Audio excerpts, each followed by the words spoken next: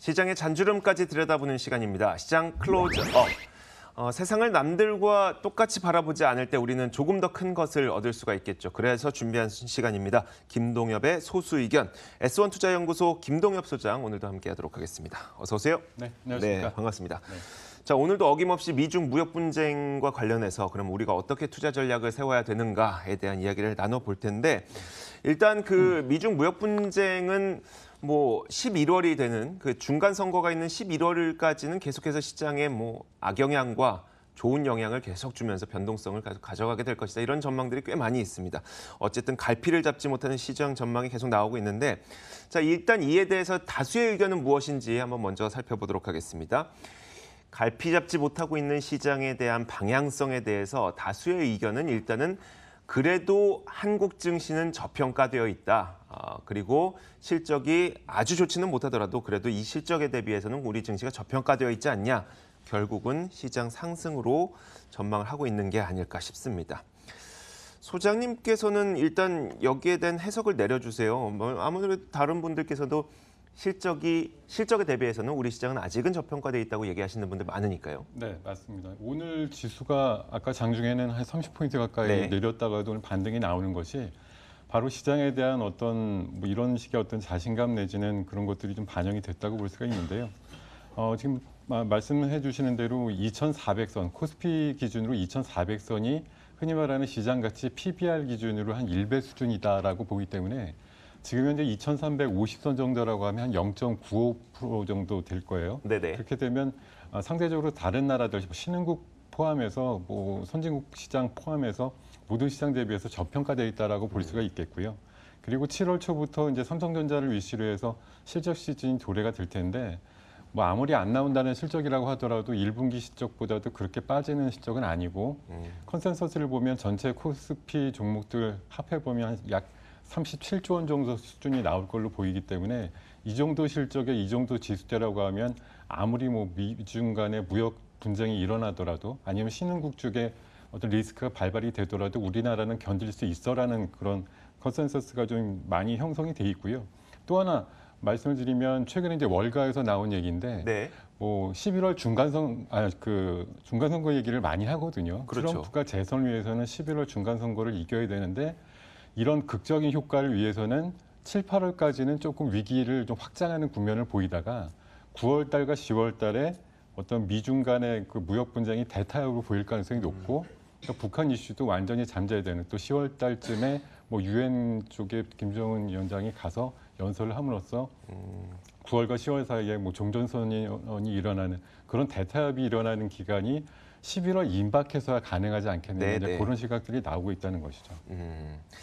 사실 그 11월까지 이런 무역 분쟁은 계속 이어질 것이라는 걸 많은 분들이 마음속에 알고 있으면서도 네.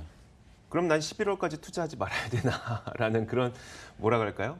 중압감이라고 해야 될까요? 너무 기간이 길다 이런 생각들도 많이 갖고 계실 텐데요. 그렇습니다. 이게 사실 그렇지만 그 어떤 습관적이거나 버릇적인 어떤 그것 때문에 주식 투자하시는 분들이 사실 주식 비중을 50% 이하로 내려가면서 방어 시장을 좀 대비한다 네네. 이런 게 실제적으로 좀 어렵다라는 게 사실 네. 그 한계가 있는 것이고요.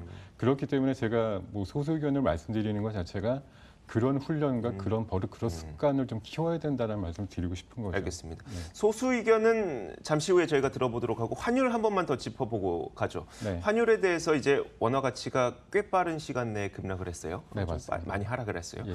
그 앞으로의 전망은 좀 지금 다수 의견은 어떻죠? 다수 의견은 1,120원 선은 넘지 않을 거다라는 생각들이고요. 아무래도 7월 6일 그 미역 분쟁과 관련된 어떤 갈림길이 일어난 이후에는 1,100원대 이하로 좀 회귀할 거다. 이런 전망들이 좀 우세한 것 같습니다. 그 말은 외국인들이 그렇게 차익 실현을 빨리 해서 나갈 것 같지는 않다고 보는 거네요. 아무래도 외국인들 매도는 환율에 따라서 좀 네네. 적응이 많이 되는데 1,100원대 이하로 내려간다고 하면 어떤 환차익의 기대감 이런 것들 때문에 좀 아무래도 매도 물량이 줄어들거나 아니면 수매수로 전환될 수 있다라는 가능성도 조심스럽게 타진하는 사람들이 있습니다. 네, 알겠습니다. 자, 그렇다면은 과연 김동엽 소장의 소수 의견은 무엇인지 한번 화면으로 확인해 보도록 하겠습니다. 김동엽 소장의 소수 의견. 여름 장마 시즌 월드컵 기운을 잊지 말아라라고 소수 의견을 주셨어요. 항상 이렇게 알게 모르게 의견을 좀 주시는 것 같아요. 예. 해석이 필요한 네네. 부분이 아닐까 생각이 드는데 오늘부터 공교롭게도 장마가 시작되면서 제가 네네. 이런 코멘트를 좀 달아봤는데요. 장마 뭐 우리나라 최근에는 좀 짧고 굵게 끝나긴 합니다만 오늘만 하더라도 한 100mm 이상의 비가 서울 쪽에도 네네. 내릴 것 같은데 장마 시즌에는 확률상으로 봤을 때 햇볕을 보기가 쉽지가 않죠. 적죠. 예, 그렇기 때문에 지금 시즌은 뭐 앞서서 말씀드린 다수 의견에 따르더라도 7, 8월 사이에 그렇게 좋은 장이 나올 것 같지는 않다는 가능성이 높고 확률상으로도 올라가는 날보다는 정체이거나 내리는 장의 가능성이 더 높다는 측면에서 봤을 때 역시 방어적인 전략이 좀 필요하다는 말씀이고요. 네네. 월드컵 기온을 잊지 말자. 최근에 뭐 우리나라 두 경기 뭐 어떤 기준으로 보셨는지 모르겠지만 제가 보고 느낀 점은 수비가 안 되면 네. 경기에서 도저히 이길 수가 없다라는 거죠. 네네. 공격이 안 되면 적어도 수비만 완벽하다고 하면 비길 수는 있지만 네. 수비가 안 되면 게임은 진다라고 보는 그런 관점이기 때문에 네. 지금은 수비를 열심히 해야 되는 시기다라고 말씀드리고 싶어서 이렇게 좀 투자자분께서 바라봤습니다. 수비라고 한다면 주식 보유를 좀 줄여서 현금을 들고 있으란 얘기인가요? 조금 적극적인 투자가로 하면 인버스의 어떤 ETF를 사가지고 네네. 방어를 좀 하시거나 네네. 조금 더 적극적이라고 하면 선물이나 뭐 풋옵션 같은 것들로 대응을 하시겠지만 그러지 못한 일반 개인 투자가분들 같은 경우는 어렵지만 현금을 조금이라도 만들어서 방어하시는 전략이 가장 이상적이라고 생각이 듭니다. 알겠습니다. 만약에 ETF로 하락에 베팅을 하시는 분들이 있다면 네. 어느 쪽이 가장 좋을까요? 시장 전반일 수도 있고요. 업종별로도 나눌 수가 있으니까요. 시장 전반적으로 보시는 게 나을 거예요. 지금 네. 시장 뭐 어느 특정 업종이 같이 뭐 특별히 하락해서 지금 장이 이루어지는 그러니까요. 것이 아니고요. 전체 장에 대해서 조금은 보수적으로 보고 관점을 가져가셔야 되기 때문에 시장 전체를 아우르는 뭐 인버스 레버리지 같은 것들을 조금 투자하시는 그런 전략도 좋을 것 같습니다. 네, 알겠습니다. 자, 그렇다면 투자 전략은 어떻게 짜야 될까요? 사실 현금으로 보유하십시오라고 한다면 투자하지 말라는 이야기니까요. 네. 투자 전략을 좀 세워주셔야 될 것 같은데요.